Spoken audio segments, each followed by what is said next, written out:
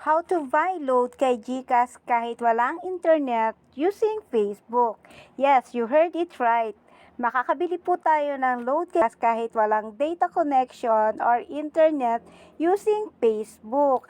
Hi guys! Welcome back to my channel. Sana po suportahan nyo ako sa aking channel.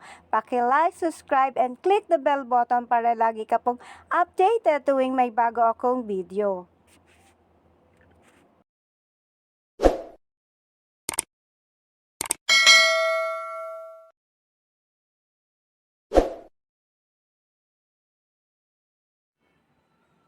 So, punta muna tayo kay YouTube para malaman natin kung mayroon ba tayong Wi-Fi or data connection. As you can see, wala tayong photos and videos dito kay YouTube kasi wala nga tayong data or Wi-Fi connection. So, punta muna tayo kay Chrome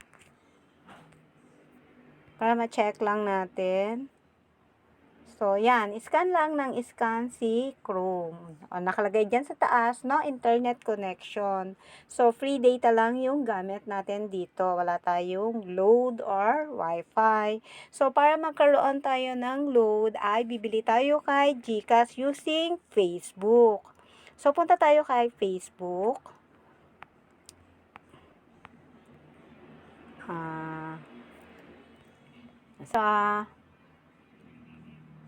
Yan si Facebook.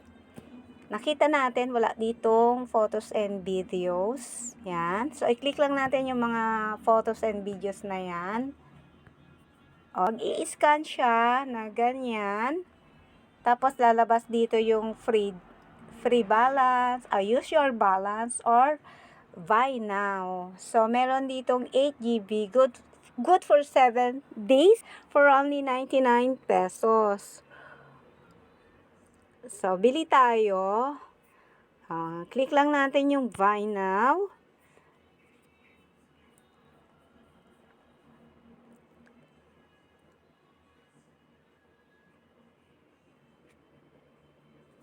So, yan. Mapupunta yan dito kay GCash. Dediretso siya kay GCash para makabili tayo ng load. As you can see, nandito na si GCash. Bumukas na siya. Nakalagay, hang in there while we prepare a few things for you. So, yan.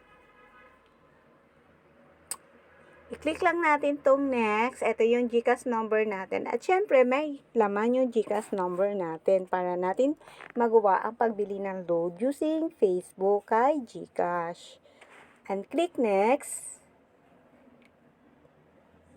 So, magkakaroon ng one-time password o OVT si GCash. So, i-input lang natin dito. Ayan na. Basahin lang natin. 338853. 338853. Yan yung OPT ni GCash. Then, click next.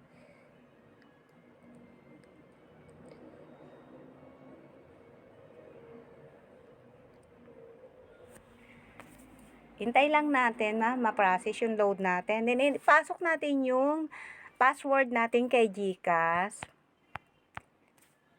Then, click next again.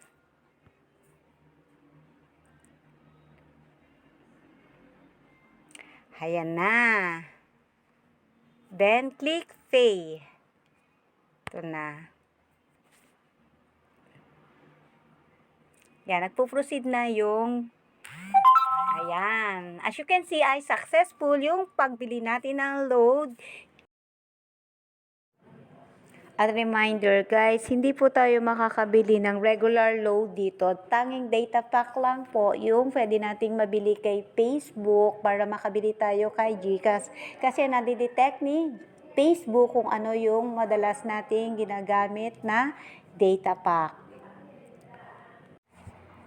So, punta lang tayo kay YouTube para test natin kung mayroon na ba tayong data yung binili natin kay GCash.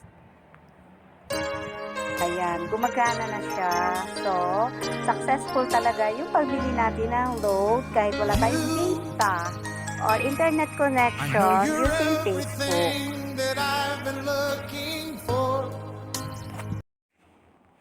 Bye! Thank you for watching. See you on my next video.